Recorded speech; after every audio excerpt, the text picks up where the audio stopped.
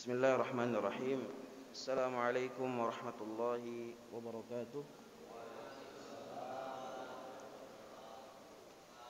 Alhamdulillahirabbil alamin. Wassalatu wassalamu ala Rasulillah wa ala alihi wa sahbihi wa man wala. Wala haula wala quwwata illa billahil aliyyil azim. Allahumma 'allimna ma yanfa'una wanfa'na bima 'allamtana. Warzuqna 'uluman tanfa'una wazidna al-'ilma wal 'amala salih. Alhamdulillah, para hadirin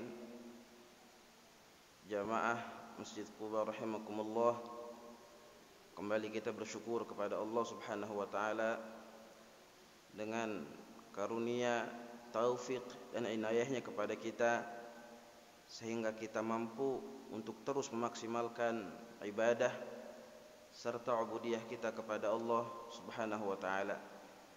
Semoga dari standar yang terkecil, bentuk daripada penghambaan kita kepada Allah dengan duduk di masjid, niat untuk beriktikaf, bertafaqquh fid din, bersilaturahim, Allah tambahkan keimanan kita dan Allah kekalkan kebaikan bagi kita di dunia dan di akhirat.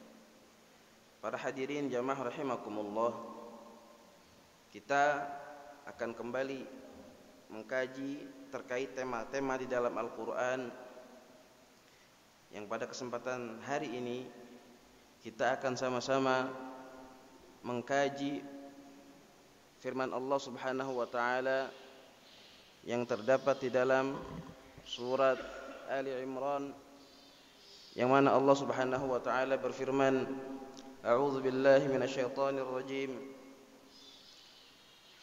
Qulillahumma malikal mulki tu'til mulka man tasha' wa tanzi'ul mulka mimman tasha' wa tudhillu man tasha' wa tudhillu man tasha'u biyadikal khair innaka 'ala kulli syai'in qadir.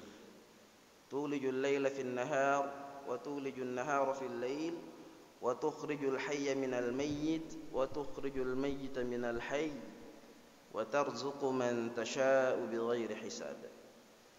Para hadirin jamaah rahimakumullah, hadhil ayatul karimah wal jalilah, ini adalah ayat yang mulia, yang begitu agung, yang Allah Subhanahu wa taala firmankan, wahyukan kepada Nabiullah Muhammad sallallahu alaihi wasallam. Para hadirin jamaah rahimakumullah, adapun asbabun nuzul terkait ayat ini, bahwasanya sebagaimana dijelaskan oleh Al-Imam Al-Wahidi di dalam tafsirnya Al-Basit, juga disampaikan oleh Al-Imam At-Tabari di dalam Jami'ul Bayan, di mana dua hadis, dua athar terkait sebab turunnya ayat ini, sebagaimana disampaikan bahwasanya Al-Imam Al-Baghawi menyampaikan bahwasanya kedua hadis ini bersifat mursal. Hadis mursal adalah hadis yang dinisbatkan kepada para sahabat, munqati' turuq sanadi, bahwasanya jalur-jalur daripada hadis ini terputus sehingga memiliki derajat hadis mursal atau hadis dhaif. Akan tetapi bagaimana kita mensikapi hadis ini? Di antara yang disampaikan oleh Al-Imam Qatadah bahwasanya zikra lana anna an-nabiy sallallahu alaihi wasallam sa'ala rabbahu an yaj'ala mulka Faris war Rum fi ummatihi. Bahwasanya ketika itu Jibril alaihi salam datang kepada Rasulullah sallallahu alaihi wasallam dan menyampaikan, qala ya Rasulullah, inni ursiltu ilaika min arsalani ilaika rabbuk ya Muhammad, bahwasanya aku telah diutus oleh Tuhanmu untuk menyampaikan, famalakan nabiyyan au abdan nabiyya, apakah engkau akan memilih sebagai seorang raja dan seorang nabi, raja, dan juga mendapat tanggung jawab sebagai seorang nabi, sebagaimana Nabiullah Dawud dan putranya Sulaiman alaihi wassalam. Am 'abdan nabiyya, ataukah ingin menjadi seorang hamba dan juga seorang nabi. Wa qala Jibril, tawadhu'a li rabbika ya Rasulullah, dan rendahkanlah dirimu di hadapan Tuhanmu ya Rasulullah. Faqala an-nabiy sallallahu alaihi wasallam 'abdan nabiyya, bahwasanya Rasulullah sallallahu alaihi wasallam memilih sebagai seorang hamba dan sebagai seorang nabi. Pada riwayat yang lain sebagaimana disampaikan oleh Al-Imam Malik ibni Anas dalam kitabnya Al-Muwatta, lamma fataha Rasul sallallahu alaihi wasallam Makkah, ketika Rasulullah sallallahu alaihi wasallam dan para sahabat mampu atas izin Allah membebaskan kota Makkah dalam kejadian Fathu Makkah, maka ketika itu wa'ada ummatahu mulka Faris war Rum, dan Rasulullah sallallahu alaihi wasallam ketika itu berjanji menyampaikan kepada para sahabatnya bahwasanya Allah telah menjanjikan kepadaku dan kabar gembira kepada kalian akan terbukanya kerajaan-kerajaan Persia dan Romawi. Mendengar apa yang disabdakan oleh Rasulullah sallallahu alaihi wasallam, maka orang-orang munafik mengatakan, hayhat hayhat, ba'uda ba'uda maqala ba'uda. Hayhat dalam bahasa Arab artinya ba'uda, sungguh jauh apa yang disampaikan oleh Muhammad, sungguh jauh dari realita, dari fakta. Wa qala al-munafiqun, dan orang-orang munafik berkata, min aina li Muhammad mulku Faris war Rum, dari mana Muhammad akan menguasai Persia dan Romawi? Dari mana ceritanya? Mereka yuqsadu bihi al-istihza, maka kaum munafik ini ingin memperolok Rasulullah dan para sahabat. Wa amna'u min dzalik, sungguh banyak perkara-perkara yang mustahil untuk tercapai perkara ini. Amna min dzalik. Pertama, Rasulullah dan para sahabat datang dari Badi Bakkah, datang dari lembah namanya Bakkah, tidak kenal namanya pertempuran yang sifatnya modern dengan alat-alat modern untuk peperangan dan lain sebagainya. Amna min dzalik, mustahil itu terjadi. Alam yakfi Muhammadan Makkah wal Madinah, tidak cukupkah bagi Muhammad dan para sahabatnya telah menguasai Mekah dan Madinah? Hatta tama'a fi maliki Furusi war Rum, sampai berambisi untuk menguasai Persia dan Romawi. Fa anzalallahu azza wa jal hadhil ayat, kemudian Allah Subhanahu wa taala turunkan ayat ini. Para hadirin jamaah rahimakumullah, dua hadis ini yang disampaikan di banyak hadis, dan Al-Imam Al-Baghawi dalam Syarhus Sunnah menyatakan bahwasanya kedua hadis yang tadi disebutkan adalah hadis mursal, ai quti'a turuqu sanadi, maka sanadnya itu terputus baik dari kalangan para sahabat atau manusiba ilan Nabi sallallahu alaihi wasallam, atau dia tidak mendengar langsung dari para sahabat tapi min fahmis sahabah. Mursal diartikan juga sebagai fahmus sahabah. Akan tetapi para hadirin jamaah rahimakumullah, Al-Imam Al-Baghawi menyatakan dua hadis tadi bersifat mursal atau dhaif karena ada terputus jalur sanad, silsilah periwayatannya. Tapi hadis ini dikuatkan dengan hadis yang sahih sebagaimana dinyatakan oleh Al-Imam Al-Bukhari, wa tafarrada Al-Bukhari bi alfazi wa tafarrada Al-Bukhari bi lafzil hadis.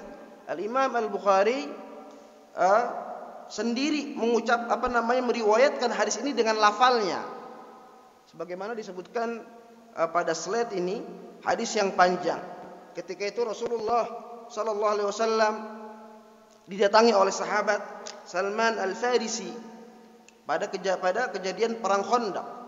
Perang Khandaq adalah peperangan yang begitu luar biasa, terjadi hampir 1 bulan penuh.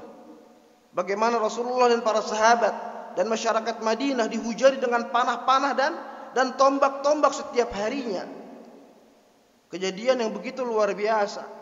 Para hadirin jamaah rahimakumullah, ketika itu Salman Al-Farisi memberikan pandangannya bagaimana ketika berperang membuat parit. Parit ini bukan parit yang kecil, Pak. Bagaimana parit ini begitu dalam sampai dikatakan 20 zira'an, sampai 20 zira'nya orang Mekah ke bawah, bisa sampai 10-15 meter. Kemudian panjang kesananya bisa sampai 40 zira'an, bisa sampai 20-30 meter panjangnya, lebarnya, dan kedalamannya sampai 15 sampai 20 meter. Para hadirin jamaah rahimakumullah, kemudian panjangnya begitu luar biasa dari gunung sampai ke gunung di kota Madinah ketika itu. Ketika para sahabat sedang menggali parit, mereka mendapati hajarul marwah. Mereka mendapati sokhratu marwatin, mendapati sebongkah batu putih yang sudah berusaha mereka hancurkan tapi mereka tidak mampu. Bahkan dikatakan oleh Abdurrahman ibnu Auf, hatta kasarat hadidana wa syaqqat alaina. Abdurrahman bin Auf mengatakan hatta kasarat hadidana wa syaqqa alaina, sampai patahlah palu-palu kami, besi-besi kami itu patah dan kami letih untuk menghancurkan batu itu. Kemudian Salman Al-Farisi datang kepada Rasulullah SAW dan menceritakan tentang batu tersebut.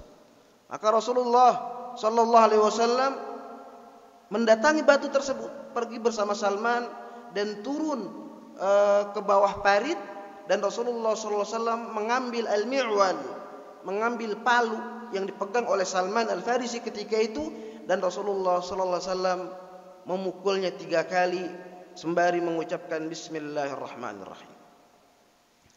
Acap kali Rasulullah SAW memukulkan batu besar itu, maka terpancarlah cahaya putih.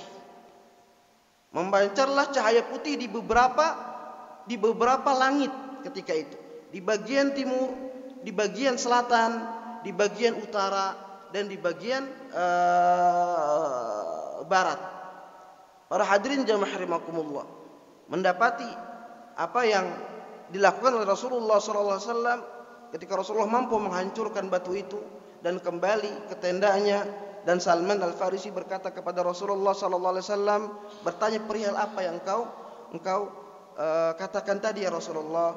Engkau menghancurkan batu dan terpancar cahaya di setiap ufuk-ufuk itu, di ufuk timur, ufuk barat, dan ufuk selatan, dan engkau sembari mengatakan Allahu Akbar, Allahu Akbar. Apa gerangan yang terjadi? Waqala Nabi sallallahu alaihi wasallam, waqala Rasulullah, darbtu darbatil ula, ketika aku memukul pukulanku yang pertama, fabaraqalladzi raaitum, dan kalian mendapati semburatan cahaya putih dari ufuk sebelah timur, adaat li minha qusurul hirah wa madainul kisra. Maka ketika itu aku diperlihatkan oleh Allah Subhanahu wa taala bahwasanya dari sebelah barat itu aku diperlihatkan oleh Allah Subhanahu wa taala akan tunduknya qusura al-hirati wa madaini kisra, akan jatuhnya kerajaan-kerajaan Romawi dan kerajaan-kerajaan Persia, juga kerajaan-kerajaan Kisra ketika itu di bawah kaum muslimin. Dan ketika di pukulan yang kedua Rasulullah melihat cahaya semburatan dari sebelah selatan, di mana Rasulullah SAW mengatakan bahwasanya akan tunduk kerajaan-kerajaan Yaman dalam agama ini. Bahwasanya kerajaan Yaman akan tunduk dengan agama dan risalah yang aku bawa. Ketika Rasulullah SAW pukulkan lagi yang ketiga, dan keluarlah cahaya dari sebelah utara, dan Rasulullah mengatakan bahwasanya telah diperlihatkan di kedua mataku bahwasanya Allah Subhanahu wa taala akan menundukkan kerajaan-kerajaan Syam. Para hadirin jamaah rahimakumullah, hadis sahih riwayat Al-Imam Al-Bukhari. Begitupun ada hadis yang lain, ma rawahu Ahmad ibn Hanbal dalam musnadnya daripada sahabat Abu Umamah Al-Bahili. Abu Umamah Al-Bahili berkata kepada Rasulullah, ya Rasulullah, ma bati amrik, ya Rasulullah, apa permulaan risalahmu? Rasulullah SAW bersabda, wa qala ana da'watu abi Ibrahim. Aku adalah pengejawantahan dari doa ayahku Ibrahim alaihissalam. Wa busyra Isa bin Maryam, dan risalahku, kehadiranku adalah kabar gembira kepada Isa bin Maryam. Dan yang ketiga adalah wara'at ummi annahu kharajat minha nurun adha'at Syam. Dan ketika ibuku mengandungku, maka ibuku melihat dari perutnya memancarkan cahaya putih berkilau yang begitu terang. Dan ibuku bercerita bahwasanya cahaya itu memberikan gambaran akan tunduknya negara-negara Syam. Hadisun sahihun marwahu Ahmad ibn Hanbal kama zakarahu Ahmad Asyakir. Para hadirin jamaah rahimakumullah, sehingga dua hadis yang tadi disimpulkan tentang asbabun nuzul yang dinyatakan oleh Al-Imam Al-Wahidi, di antaranya adalah hadis dhaif, tapi tetap bisa dijadikan sebagai hujjah karena hadis tersebut dikuatkan baik dari segi zat matannya atau dari segi sanadnya atau ghairinya. Kita mengenal dalam ilmu hadis namanya ada hasan li dzatihi wa li ghairi. Hasan li dzatihi ma yata'alluq bi alfazil hadis. Hadis hasan yang zatnya adalah terkandung dalam makna setiap lafal-lafalnya. Sedangkan hasan li ghairi yang dikuatkan dengan riwayat yang lain adalah karena banyaknya jalur-jalur periwayatan yang lain yang senada dengan periwayatan itu. Para hadirin jamaah rahimakumullah, ini adalah tentang asbab turunnya ayat qulillahumma malikal mulki tu'til mulka man tasha. Kemudian para hadirin jamaah rahimakumullah, kita mendapati di antara kajian berikutnya adalah begitu banyak hadis-hadis terkait tentang keutamaan ayat ini untuk terus dibaca. Di antara hadis yang sahih yang saya ambil dalam slide ini, meskipun ada beberapa hadis yang derajatnya adalah masyhur dan gharib, juga aziz, tapi kita tidak muat dalam slide ini. Saya hanya mengutip dua hadis yang sahih.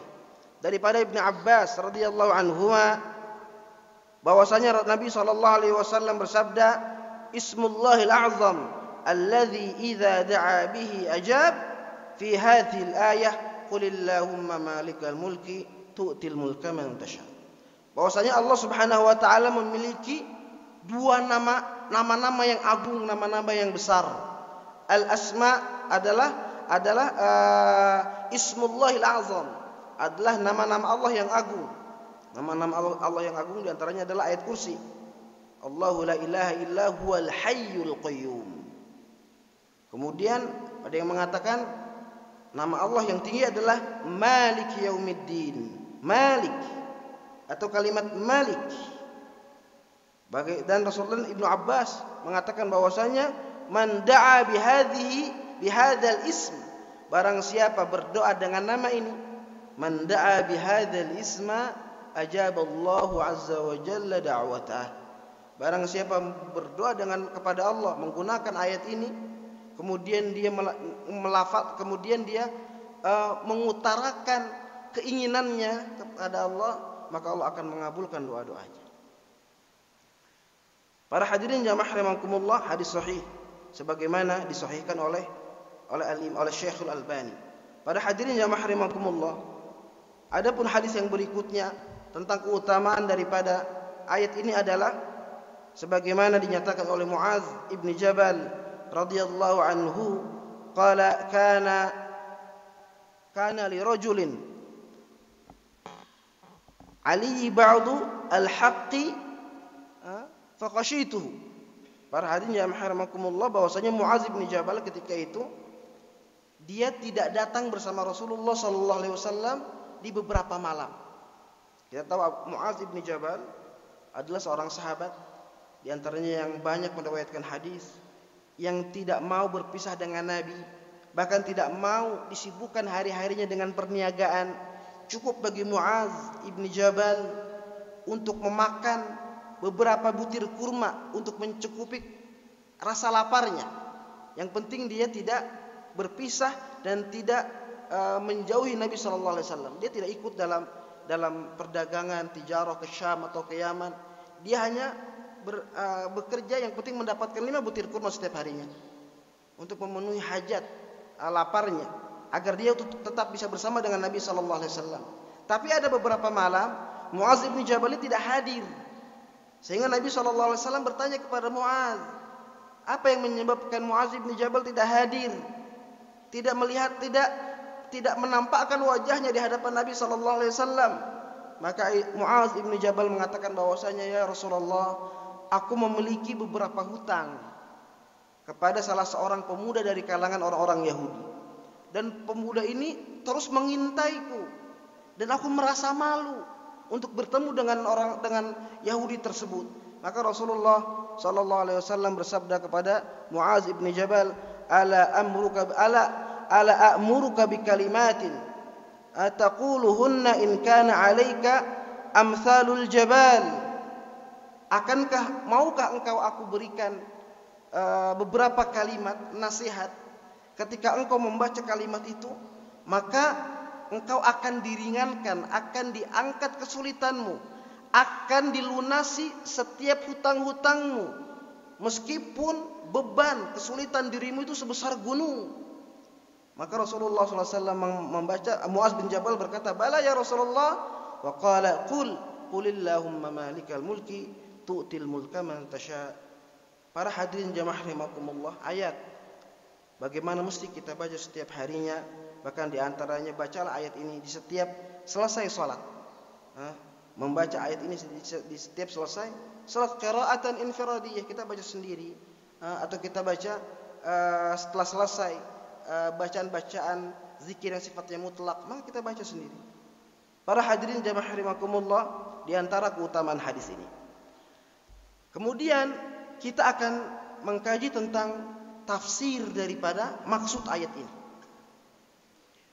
Para hadirin jamaah rahimakumullah, Allah Subhanahu wa taala berfirman dalam ra'su hadhil ayah, awal lafal pada ayat ini adalah qulillahumma malikal mulki. Allahumma, qul Allahumma. Kalimat qul di sini para hadirin jamaah rahimakumullah mengatakan bahwasanya mukhatabuha an-nabiy sallallahu alaihi wasallam. Bahwasanya ayat ini diperuntukkan kepada Nabi sallallahu alaihi wasallam. Qul ya Muhammad Allahumma, qul ya Muhammad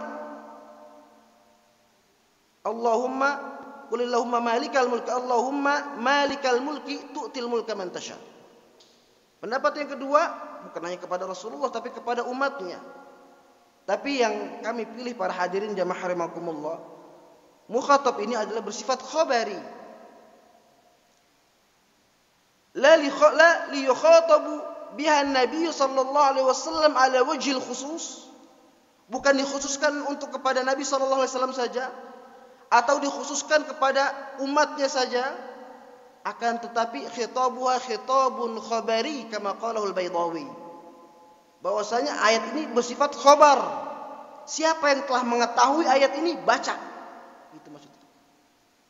Siapa yang telah mengetahui ayat ini, terus baca.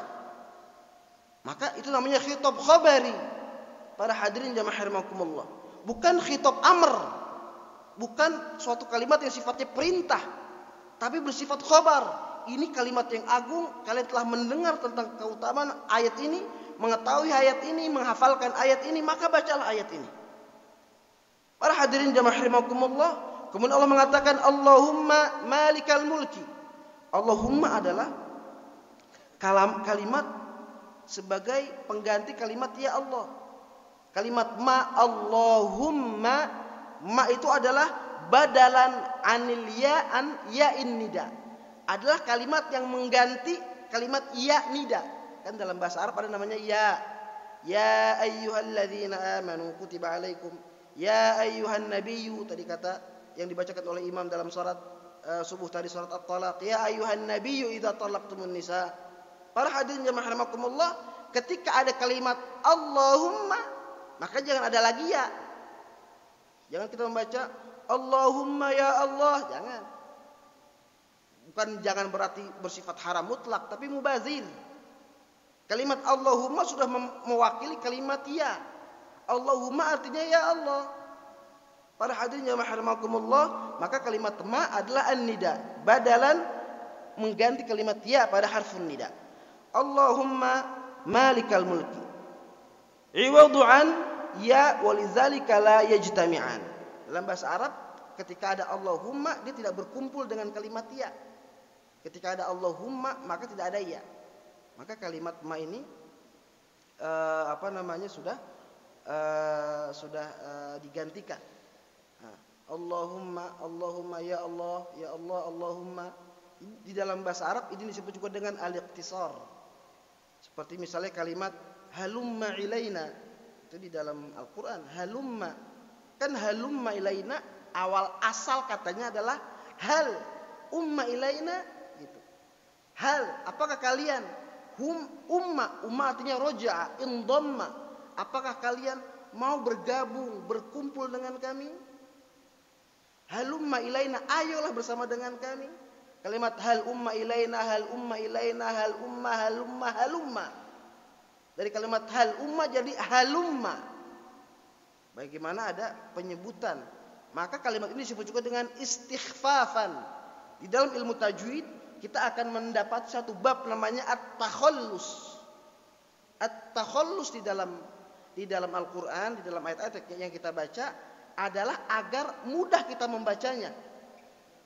Qul Allahumma, kan kalimatnya amr. Qul itu kan sukun mestinya. Qul Allahumma. Kalau kita bacanya Qul Allahumma malikal mulki, kan berat bacanya, enggak enak. Sehingga kalimat harokat sukun pada huruf lam pada kalimat qul itu diganti dengan kalimat kasroh iwadon.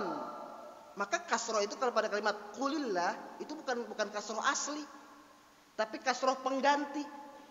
Agar kita tidak membaca qul Allahumma, tapi bacanya qulillahumma malikal mulki. Qulillahumma. Maka disebut juga takhallus bit tahrij. Ada yang dengan nun wiqayah, sa'amasalanil qaumul ladzina kafaru.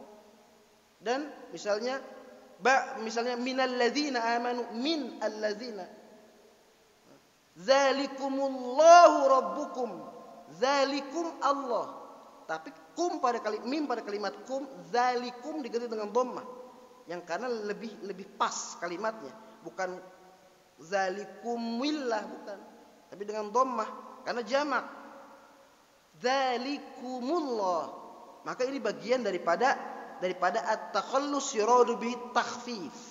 Ini adalah kajian tentang ilmu qiraat dan bahasa para hadirin jamaah rahimakumullah.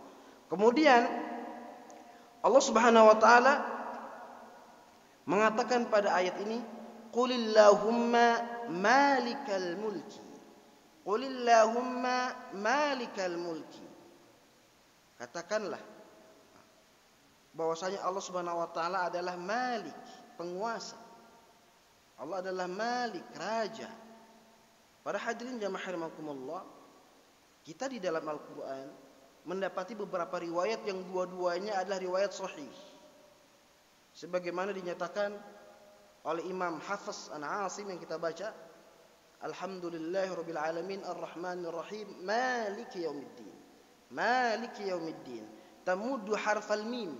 Bagaimana huruf mim itu dipanjangkan dua harokat. Hukumnya adalah matabi'i. Maliki yaumiddin. Sebagaimana pada ayat ini, qulillahumma malikal mulki. Para hadirin jamaah rahimakumullah, bagaimana dinyatakan oleh ulama-ulama tafsir menjelaskan tentang ayat ini. Maliki yaumiddin ay kullu malikin fid dunya lahu. Menyatakan bahwasanya kalimat malik bahwasanya tidak ada kerajaan, tidak ada raja-raja, tidak ada penguasa-penguasa kecuali hanya Allah Subhanahu wa taala saja. Maka adalah kalimat maliki adalah haqiqatul mulki. Realita daripada raja itu. Kenapa Allah Subhanahu wa taala mengatakan maliki yaumiddin? Maliki yaumiddin, raja di hari kebangkitan nanti. Karena otoritas kebijakan hanya ada pada genggaman Allah Subhanahu wa taala. Tidak ada yang mampu memberikan otoritas kecuali Allah. Maka Malik menjelaskan tentang haqiqatul mulk. Hakikat, realita tentang raja yang sebenarnya. Yang mampu dia memberikan perintah atau dia mampu melarang sesuatu hal atau mengalahkan pendapat-pendapat yang lainnya, yuradu bihi taghlib, maka hanya Allah Subhanahu wa taala. Maka itu kalimat maliki yaumiddin dan malikil mulk. Qulillahumma malikal mulki. Para hadirin jamaah rahimakumullah, sedangkan para hadirin jamaah rahimakumullah, kalimat malik itu juga riwayatnya sahih. Sebagaimana orang-orang Sudan, di antara riwayat yang masyhur dibaca oleh orang-orang Sudan menjadi bacaan yang yang selalu mereka baca di masjid atau di tilawah-tilawah harian. Mereka tidak baca seperti Quran yang kita baca sekarang. Mereka menggunakan riwayat Duri Nabi Amir atau meriwayatkan Imam Warash An-Nafi'. Membacanya Maliki Yaumiddin. Qul a'udzu birabbin nas, malikin nas atau malikin nas. Para hadirin jamaah rahimakumullah, maka ketika membaca Maliki Yaumiddin, Qulillahumma malikal mulki, maka itu menjelaskan tentang wilayah, tentang sultan, tentang otoritas yang dia sifatnya adalah bukan menyatakan tentang otoritas itu Allah Subhanahu wa taala. Kerajaan ada kalanya Allah memberikan kepada hamba-hambanya. Kalimat al-malik laisa min ismillahil musyarakah. Kalimat malik bukan kalimat yang bisa disandingkan kepada hambanya.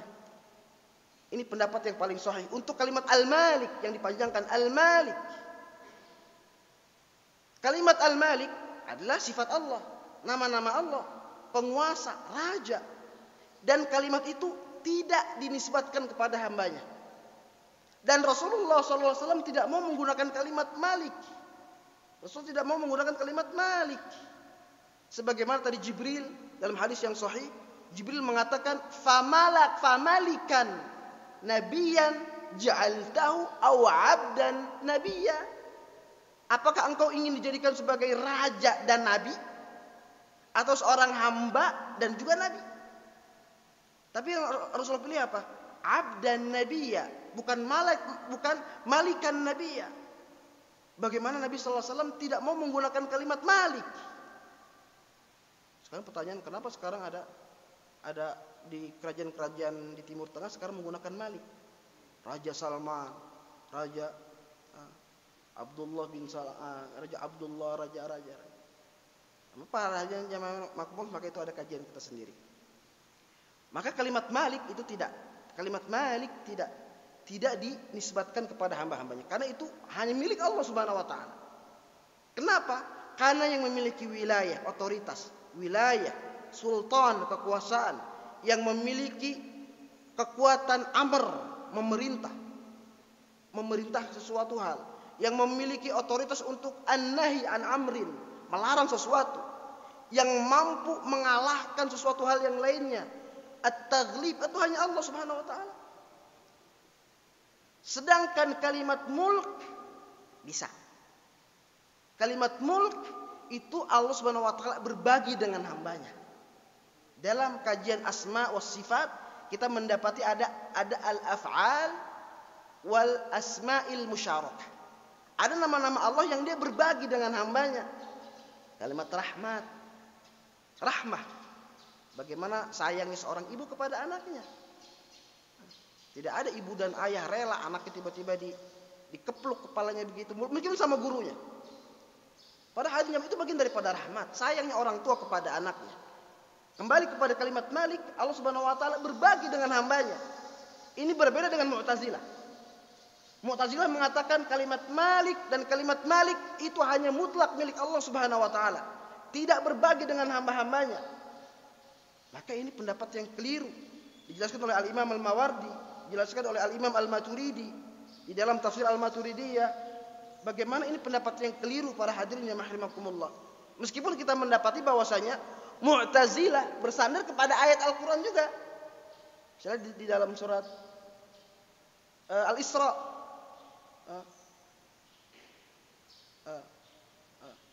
Qul hamdulillahilladzi maliku kulli syai'. Bagaimana akhir di dalam surat Al-Isra. Para hadirin jamaah rahimakumullah. Allah Subhanahu wa taala berfirman di dalam surat Al-Isra, ini mana nih?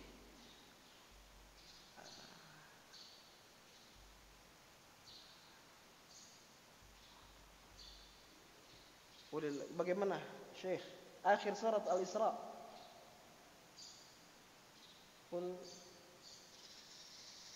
Qul hamdulillahilladzi maliku kulli syai' wa kabbaru takbira ayatnya. Bagaimana Allah Subhanahu wa taala berfirman bahwasanya la yusyariku mulkihi li'ibadi. Bagaimana Allah tidak membagi kalimat mulk ini kepada hamba-hambanya.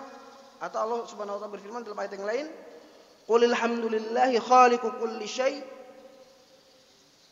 Dalam Al-Furqan juga Allah Subhanahu wa taala menyatakan ayat yang sama, lahu mulkus samawati wal ard. Lahu mulkus samawati wal ard. Allahu akbar. Lupa saya ayatnya. Para hadirin jamaah rahimakumullah, adapun Ahlussunnah wal Jamaah menyatakan bahwasanya kalimat Malik, yaitu artinya adalah kerajaan, Allah Subhanahu wa taala berbagi kepada hamba-hambanya. Para hadirin jamaah rahimakumullah, Allah Subhanahu wa taala berbagi kepada hamba-hambanya. Tidak sama dengan apa yang disampaikan oleh Mu'tazilah. Ini ayatnya. Walam yakul lahu syarikun fil mulk walam yakul lahu waliyyun minadz zulli wa kabbirhu takbira. Dalam surat Al-Isra atau dalam surat Al-Furqan yang lainnya juga Allah Subhanahu wa taala berfirman dengan ayat yang serupa. Para hadirin jamaah rahimakumullah, akan tetapi Ahlussunnah wal Jamaah menyatakan bahwasanya kalimat mulkin adalah sifat yang ada kalanya Allah berbagi dengan hamba-hambanya. Karena itu adalah sebuah karunia yang Allah berikan kepada hamba-hambanya, Allah kehendaki. Adapun Mu'tazilah, kelompok yang lainnya dari kalangan Mu'tazilah, ketika itu diberikan kepada orang yang beriman, boleh. Tapi ketika itu tidak diberikan kepada orang kafir, itu sifatnya adalah qadariyah. Itu kemampuan hambanya, tidak ada campur tangan Allah. Ketika kerajaan dinisbatkan kepada orang-orang kafir, maka tidak ada campur tangan Allah. Itu kata Mu'tazilah. Maka Ahlussunnah wal Jamaah mengatakan, baik kerajaan yang dipimpin oleh orang-orang kafir atau kerajaan yang dipimpin oleh orang-orang yang beriman, itu adalah sesuatu hal yang Allah berikan untuk mereka. Tapi hanya bersifat sementara. Laisa maqsudil haqiqah, la yuradu bihil haqiqah. Bukan tentang fakta sebenarnya. Karena kalau kerajaan Allah berikan karena zat kerajaan itu diampu oleh dia, karena dia dikatakan sebagai orang yang paling layak dan mutlak menjadi raja, maka pastinya dia tidak bisa dilengsarkan. Tapi bagaimana para hadirin jamaah rahimakumullah, kita mendapati kerajaan-kerajaan yang hancur. Di antaranya bagaimana Allah Subhanahu wa taala berfirman surat Al-Baqarah, alam tara ilal ladzi haja Ibrahim fi rabbih an atahu Allahul mulk iz qala Ibrahim rabbiyal ladzi yuhyi wa yumiit qala ana uhyi wa umiit qala Ibrahim fa inna Allah ya'ti bil masyriq fa'ti biha minal maghrib fabuhita alladzi kafar wallahu la yahdil qaumal kafirin. Para hadirin jamaah rahimakumullah, Allah Subhanahu wa taala memberikan kerajaan itu kepada hamba-hambanya. Tapi laisa yuradu bihi zat, bukan karena hamba itu dikatakan sebagai mutlak atau layak. Tapi bagaimana Allah berikan kerajaan kepada hambanya agar hambanya itu mampu merealisasikan perintah-perintah Allah. Itulah pendapat Ahlussunnah wal Jamaah. Maka ketika suatu kerajaan yang dia telah hilang tujuannya untuk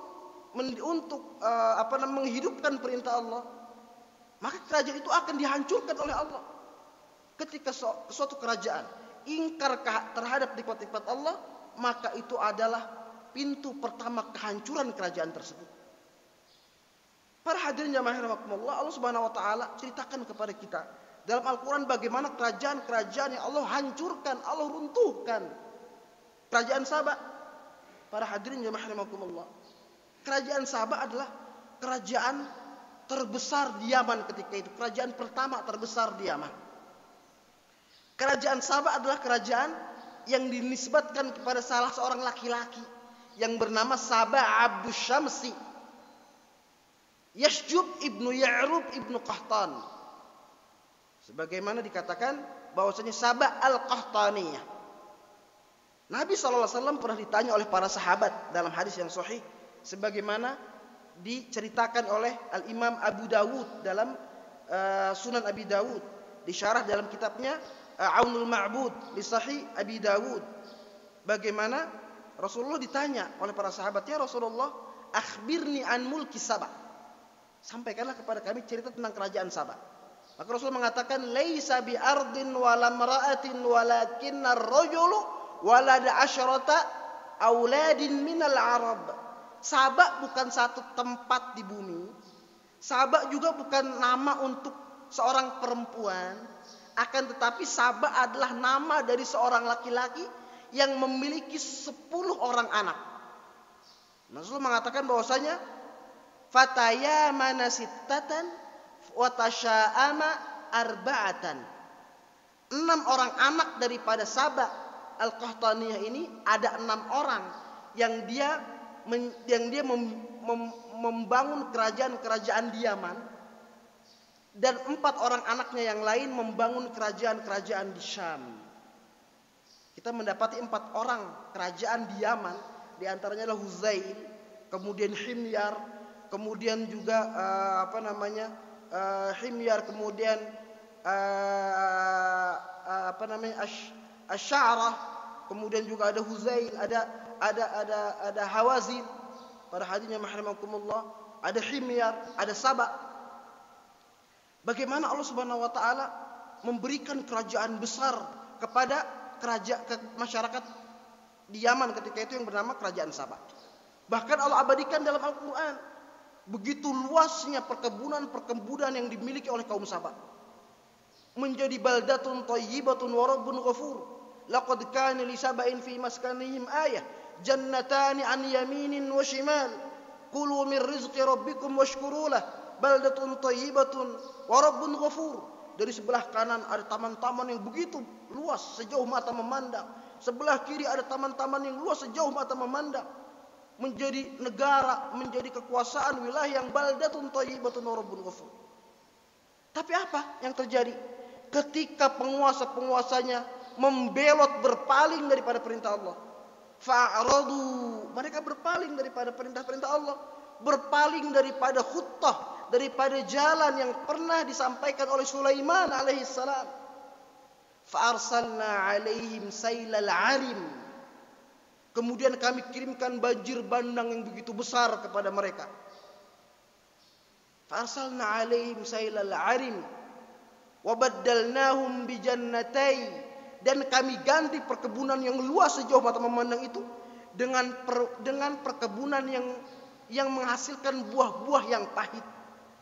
Dinyatakan dalam tafsir Ibnu Katsir, apapun buah yang dihasilkan ketika itu, misalnya duriannya kah, atau melonnya kah, atau anggurnya, jeruknya, kurmanya, semua buah-buah yang akan tumbuh maka rasanya adalah pahit.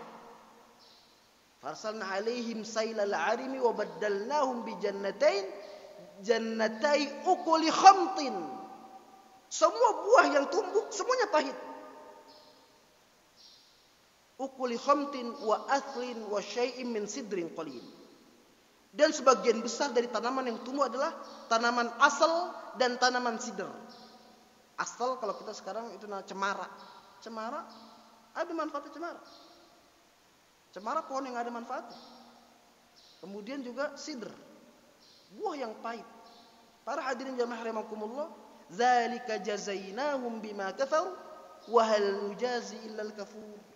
Itu karena balasan atas pengingkaran mereka terhadap aturan kami, kata Allah. Dzalika jazainahum bima kafaru, itu adalah balasan yang kami timpakan kepada mereka. Lambat laun negeri Sabah hancur selebur-leburnya. Kalau kita sekarang ke Yaman, saya pernah ke Yaman beberapa minggu untuk mensetorkan hafalan ketika itu.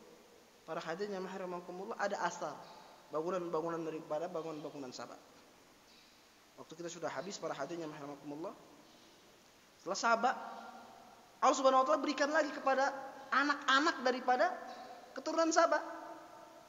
Maka ketika itu kerajaan yang kedua yang dipimpin di Yaman adalah kerajaan Himyar ibnu Saba, ibnu Abdus Syams, ibnu Ya'syub, ibnu Arab, ibnu Ya'rub, ibnu Qahtan. Bahwasanya Himyar adalah anak dari Saba. Bagaimana Himyar memiliki kerajaan-kerajaan yang besar. Awal kezaliman Himyar ketika Himyar dipimpin oleh seorang raja yang bernama Zur'ah Zanuwas. Zur'ah Zanuwas adalah raja yang zalim. Bagaimana Zur'ah Zanuwas ketika itu memaksa masyarakat-masyarakat di Najran, masyarakat-masyarakat di Yaman agar mereka memeluk agama Yahudi. Apabila tidak ingin memeluk agama Yahudi, mereka akan diazab, akan disiksa luar biasa. Sebagian besar dari masyarakat Himyar tidak mau berpaling agama mereka kepada agama Yahudi. Akhirnya apa yang dilakukan oleh Zunwas? Zunwas membuat parit. Dan itu diabadikan oleh Allah dalam surat Ashabul Ukhdud. Was-sama'i zatil buruj wal yaumil maw'ud wa syahidin wa mashhud qutila ashabul ukhdud an-nari zatil waqud izhum 'alayha qu'ud wa hum 'ala ma yaf'aluna bil mu'minina shuhud wa ma naqamu minhum illa an yu'minu billahil azizil hamid. Mereka diazab, mereka dilemparkan ke parit-parit yang berisikan api yang membara, dilemparkan jasad-jasad mereka, dan Allah abadikan mereka di dalam Al-Qur'an. Bagaimana Allah menghancurkan Zur'ah Zanuwas ketika ada salah seorang dari suku Himyar yang mampu melarikan diri. Ibnu Katsir dalam kitabnya Bidayatul Nihayah, Imam Ibnu Katsir dalam Bidayatul Hidayah, Al-Imam Ibnu Katsir menceritakan bahwasanya seorang yang mampu lolos dari siksaan Zur'ah Zanuwas adalah Daus Zu Sa'laban. Daus Zu Sa'laban akhirnya mampu melarikan diri ke Syam. Menurut Ibnu Katsir, baik dalam Qasas Al-Anbiya ataupun dalam Bidayatul Hidayah. Adapun Ibnu Ishaq dan Ibnu Hisham bahwasanya Daus Zu Sa'laban melarikan diri ke Romawi. Para hadirin jamaah rahimakumullah, tapi yang kita kuatkan bahwasanya Daus Zu Sa'laban melarikan diri ke Syam. Syam ketika itu adalah kerajaan-kerajaan yang menganut agama Nasrani. Mendapat kabar bahwasanya kaum Nasrani di Yaman yang mengikuti manhaj Nabi Isa alaihissalam diazab, mereka dibakar hidup-hidup oleh Zunwas. Akhirnya Raja Syam mengutus kepada memerintahkan Zu Sa'laban agar dia pergi ke Habasyah, ke Ethiopia. Karena di Ethiopia ada raja yang bernama Najasyi. Dan dia memiliki jarak yang dekat dengan Yaman. Jadi kan kalau Yaman kan di selatan, dia sedikit naik ke atas ke Habasyah. Kalau Syam berada di utara para hadirin, jauh. Maka dibuat memo, pergilah engkau ke Najasyi, aku berikan memo agar Najasyi menolongmu. Kemudian akhirnya Najasyi menolong Zu Sa'laban dan mengutus dua jenderal besarnya yang bernama Aryab dan Abraha ibnu Sobah Aba Yaksum Al-Ashram, atau kita kenal dengan Abraha Al-Ashram. Abraha Al-Ashram dengan Aryab berangkat ke Yaman untuk memerangi kerajaan Zunwas. Perang terjadi dan dimenangkan oleh Aryab dan Abraha Al-Ashram.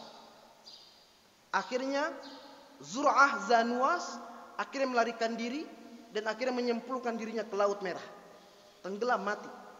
Dan tidak diketahui di mana jasadnya. Kemudian terjadi perselisihan antara Aryab dengan Abraha. Kita tahu Abraha dia badannya kecil, Pak. Ibnu Katsir menceritakan, Ibnu Hisham menceritakan, Abraha itu badannya kecil. Dia badannya itu kuntet. Dia pendek, kemudian dayar. Dayar itu apa? Gendut gitu. Kalau cek orang Sunda mah apa namanya? Ngageboy ya, Pak. Udah pendek, gendut gitu. Berselisih dengan Aryab, mengatakan mereka berebutan kekuasaan di Yaman. Akhirnya kata Abraha, mari kita perang. Kamu dengan kelompokmu, dengan prajuritmu, dan aku dengan prajuritku. Apa kata Aryat? Aryat adalah panglima pertama yang diutus oleh Najasyi. Sedangkan Abraha itu anak buahnya. Daripada kita mengorbankan prajurit-prajurit kita, cukup kita yang berduel. Karena Aryat tahu, Aryat akan mengalahkan Abraha. Abraha mah kecil. Kecil, kuntet gitu. Sedangkan Aryat tinggi besar. Maka berduellah mereka berdua, kalah Abraha. Abraha ini dipukul dengan apa namanya? Dengan pedang sebagaimana dikisahkan oleh Ibnu Hisham, sehingga pecah setengah daripada wajahnya. Pecah, sobek. Namanya al-ashram. Al-ashram adalah man syaqqa wajhu. Ashram dalam bahasa Arab artinya yang pecah bagian wajahnya. Maka ketika melihat Abraha itu sudah apa namanya tidak sanggup melawan, maka datanglah prajurit daripada Abraha yang bernama Ataudah. Ataudah menyerang Aryat dari belakang dan membunuhnya langsung. Para hadirin yang rahimakumullah, itulah awal muasal akhir kepada kerajaan Himyar yang dipimpin oleh Abraha. Abraha ketika itu membangun satu kerajaan, satu gereja, satu kuil yang tinggi yang dinamakan Qulais. Qulais itu adalah satu menara tinggi yang tempat peribadatan orang Nasrani. Saking tingginya Qulais, maka ketika orang akan melihat kubahnya, melihat ujung daripada kubah itu, maka akan jatuh kolansuahnya. Qulais kan dari bahasa Arab namanya kolansuah atau kolansuah yang kecil. Maka ketika dia menongakkan kepalanya ke atas untuk melihat kubahnya Qulais, maka akan jatuhlah peci-peci mereka. Saking tingginya. Mendapat kabar orang-orang Hijaz, keturunan daripada Qahtaniyah, yang kita kenal dengan Arab Isti'arabah, yang mereka sudah tinggal di Hijaz, di Mekah, mendengar ada kerajaan kedua dari Habasyah yang dibangun di Yaman. Ibnu Katsir menceritakan bahwasanya saking tingginya Qulais, dia mampu dilihat dari lembah Mekah. Jadi dari Mekah itu Qulais itu bisa dilihat saking tingginya. Maka datanglah seorang pemuda dari kalangan orang-orang Hijaz. Kalau kita lihat perkataan Ibnu Hisham, bahwasanya jaa rajulun nasi'ah. Nasi'ah adalah satu lafal mustalah, istilah yang dinisbatkan kepada orang-orang Arab yang suka mengundur-undur bulan yang telah Allah haramkan mereka untuk berperang. Inna iddatash syuhuri 'indallahi 12 syahran fi kitabillah yaumu khalaqas samawati wal arda minha arba'atun hurum. Arba'atun hurum adalah 4 bulan yang tidak boleh ada peperangan di dalamnya. Tapi orang-orang Arab ketika itu mereka mensiasati, mengundur-undur 4 bulan itu agar pada bulan itu mereka bisa berperang. Maka sifat ini Allah abadikan dalam surat At-Taubah, innaman nasi'u ziyadatun fil kufr yuhillu bihi 'aman wa yuharrimunahu 'ama. Kebiasaan mereka adalah mengundur bulan yang telah Allah haramkan agar mereka bisa berperang, bisa menzolimi orang. Faqim ibnu Adi datang kepada Abraha, marah-marah, ini apa? Ini kamu buat apa? Tidak boleh ada satu tempat, satu buk'ah yang bisa menandingi Mekah. Kami orang-orang Hijaz, maka ketika itu Arab, karena Arab Hijaz Pak. Hijaz adalah Arab yang dia keturunan daripada Ya'rub Ibnu Yashib Al-Qahtan. Tadi saya sampaikan, di antara 4 orang anaknya Qahtan adalah memiliki kerajaan di Syam. Di antaranya anaknya adalah Juzam. Ada Juzam, ada Ghassan. Maka mereka nomaden. Akhirnya mereka tinggal di lembah-lembah di Mekah. Mereka datang ke Abraha agar tidak membangun itu. Karena orang-orang Hijaz punya Mekah, punya Ka'bah sebagai tempat peribadatan mereka. Jangan kamu buat ini sebagai tandingan. Maka Faqim ibnu Adi ibnu Khuzaimah ibnu Mudar membawa pasir daripada Mekah. Jadi pasir Mekah, pasir Ka'bah itu dibawa, kemudian dilumuri di tiang-tiang Qulais. Disampaikan oleh Faqim bahwasanya Mekah itu tempat yang sakral. Jangan macam-macam kamu dengan Mekah. Jangan macam-macam kamu dengan Ka'bah. Kamu berani macam-macam dengan Ka'bah, maka akan mendapatkan dampak yang buruk. Maka agar dampak yang buruk itu mampu datang kepada kamu dan prajuritmu juga dengan Qulais ini, maka aku lumuri dia dengan pasir-pasir Mekah. Maka itulah penyebabnya para hadirin kenapa Abraha datang ke Mekah untuk menghancurkan Ka'bah dengan membawa pasukan-pasukan besar. Padahal hanya ingin menghancurkan Mekah, menghancurkan Ka'bah. Ka'bah adalah lembah kecil yang dia dihuni oleh beberapa kabilah saja. Dan mereka tidak memiliki bala tentara sebesar orang-orang Najasyi, orang-orang Habasyah. Karena peradaban Habasyi atau Ethiopia itu peradaban besar yang ada sebelum Nabi SAW dilahirkan. Mereka memiliki peradaban tertinggi, memiliki cara berperang yang hebat, memiliki alat-alat peperangan yang hebat, yang mutakhir, yang dia tidak dimiliki oleh masyarakat Mekah. Tapi kenapa Abraha datang ke Mekah dengan membawa pasukan yang begitu luar biasa? Kan Abraha terbawa dengan kabar itu. Takut bahwasanya Mekah itu adalah buk'ah yang ditakuti, yang sakral. Jangan membuat macam-macam di Mekah. Jangan kamu membuat satu kekacauan di Mekah, karena akan berdampak kepada keburukan kamu juga. Itulah yang menyebabkan Abraha takut. Akhirnya membawa sebagian besar tentaranya yang luar biasa. Dan Allah hancurkan Abraha dengan penghancuran yang begitu dahsyat. Kalau kita lihat ayat yang menerangkan tentang kehancuran Abraha, itu terdapat dalam surat Al-Fil. Alam tara kaifa fa'ala rabbuka bi ashabil fil wa arsala 'alaihim tayran ababil. Para hadirin jamaah rahimakumullah, sebagai penutup, kenapa Allah Subhanahu wa taala mengatakan tayran ababil? Saya setuju, ketika saya membuat satu jurnal bagaimana ikatan seorang guru dengan murid, berkaca kepada ikatan seorang murid dengan guru, sebagaimana ikatan seorang murid yang bernama Rashid Ridha dengan gurunya Muhammad Abduh. Kita tahu kalau namanya murid ke guru kan sungkem ya Pak Ji, boro-boro ngeliat mukanya. Nah, kalau kiainya datang terus dia nunduk, kiainya ngomong dia akan diam. Dia tidak akan mencela perkataan gurunya. Kalau gurunya nggak ngomong, nggak minta pendapat kamu, dia nggak akan ngomong. Itu kiai. Dan itu yang diajarkan oleh kami ketika kami mondok di Jawa Timur. Tapi tidak begitu halnya dengan Rashid Ridha. Rashid Ridha bagaimana mengkritik besar gurunya ketika Muhammad Abduh tidak mau menjadi guru tafsir di Al-Azhar. Jadi bagaimana Rashid Ridha mengkritik gurunya, mesti jadi dosen di Al-Azhar. Sehingga Muhammad Abduh akhirnya menjadi dosen pertama bagian tafsir di Al-Azhar Syarif. Itu karena dia iqna terhadap perkataan muridnya Rashid Ridha. Ketika sudah menjadi dosen di Al-Azhar, Muhammad Abduh mengatakan, aku tidak akan pernah membuat kitab tafsir. Kalau memang orang tidak ada roghbah, tidak ada semangat untuk mempelajari tafsir, maka dia tidak akan membaca tafsir. Kalau aku membuat tafsir, maka buku tafsir yang akan aku buat akan menjadi lembaran-lembaran untuk mereka membungkus tokmiyah itu, makan-makanan Mesir. Akan terbengkalai buku-bukuku, akan dimakan oleh rakyat. Maka cukup bagiku membuat buletin-buletin. Dan Muhammad Abduh akhirnya menulis buletin Al-Manar. Akhirnya nama Al-Manar menjadi tafsir sekarang. Itu siapa yang menisbatkan? Rashid Ridha. Tafsir Al-Manar adalah kumpulan-kumpulan majalah yang pernah dituliskan oleh Muhammad Abduh dan kemudian dibukukan ulang oleh Rashid Ridha. Tapi yang lebih parahnya, para hadirin jamaah rahimakumullah, saya mohon maaf, saya mengatakan lebih parahnya, bagaimana Rashid Ridha hampir tidak mengutip sedikit pun perkataan guru dalam Al-Manar. Jadi kalau kita baca Al-Manar, maka kita akan terlihat di depan mata kita pendapat-pendapat Rashid Ridha secara mutlak. Dan bagaimana Rashid Ridha hampir menghilangkan pendapat gurunya total. Dan mengkritik besar.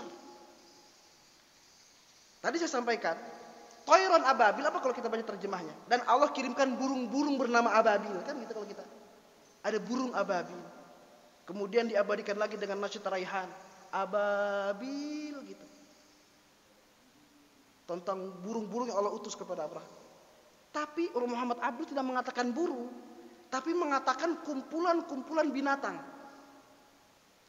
Tayran ababil tidak dikatakan sebagai burung. Meskipun kalimatnya toir.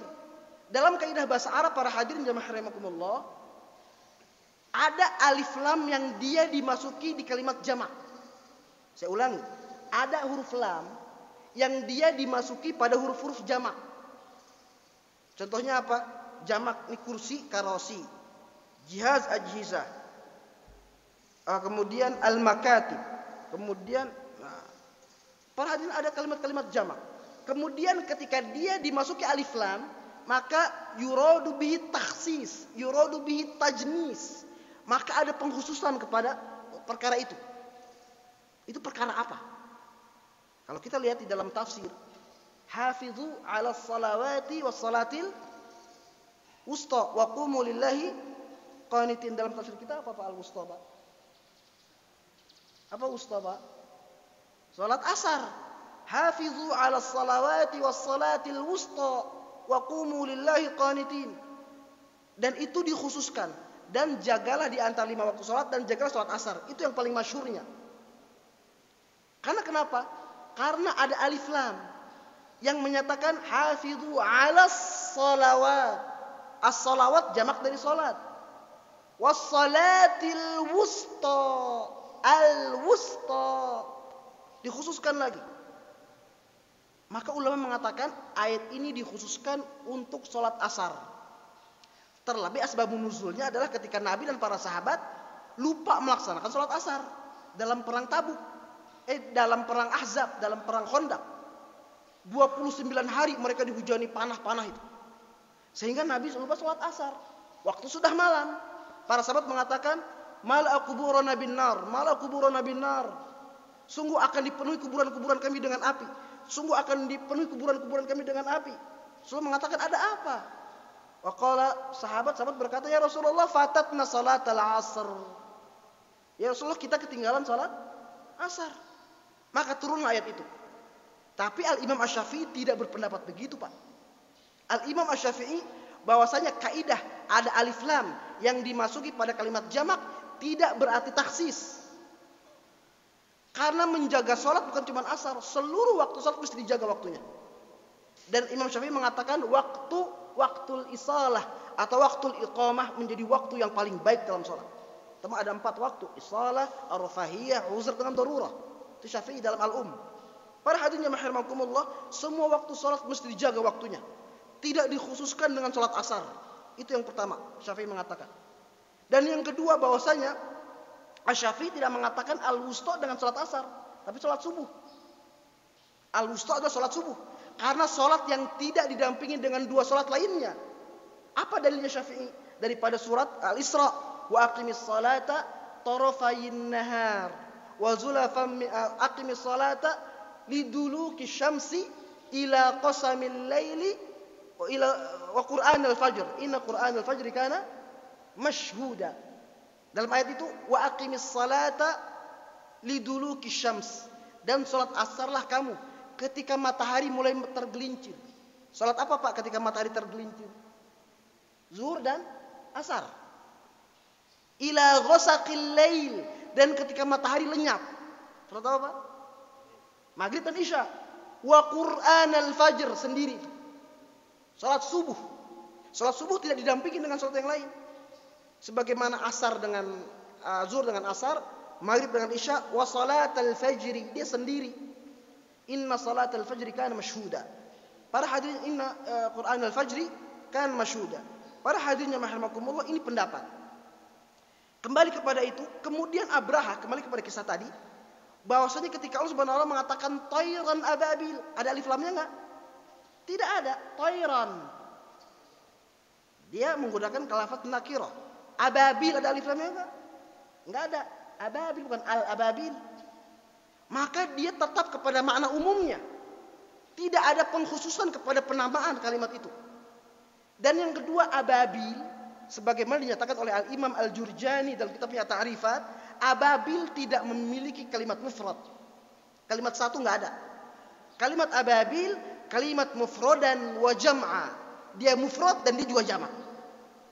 Tapi karena kebutuhan jurnal bahasa-bahasa Arab yang berkembang, akhirnya ababil dibuat lafal mufradnya ababil adalah ibalah. Mufrad kalimat satunya ababil, ibalah. Tapi itu tidak dikenal oleh masyarakat Arab pada kitab Dawawinul Arabiyah Al-Jahiliyah, tidak dikenal.